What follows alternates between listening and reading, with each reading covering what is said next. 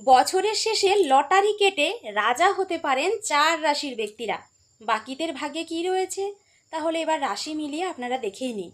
দেখুন, লটারি কাটতে আমরা সকলেই ভালোবাসি। বছরের শেষটা সকলেই ভালোভাবে করতে চান।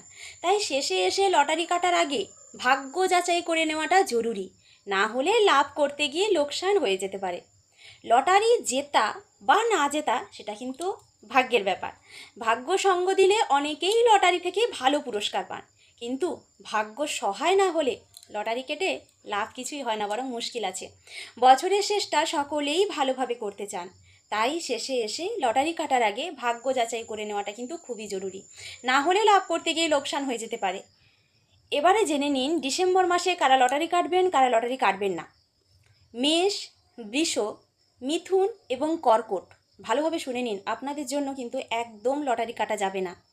মেষ রাশি, বৃষ রাশি, মিথুন রাশি এবং কর্কট রাশি, আপনারা কিন্তু খুব মোটা অঙ্কের তেমন লটারি আপনারা কাটবেন না, কারণ আপনাদের লোকসান হওয়ার সম্ভাবনা রয়েছে। এবার জেনে নিন কারা কাটবেন। সিংহ, কন্যা, তুলা, বৃশ্চিক, ধনু, মকর, কুম্ভ এবং মীন রাশি জাতক জাতিকারা। আরেকবার তো অবশ্যই বলে দিতে হয়, তাই না?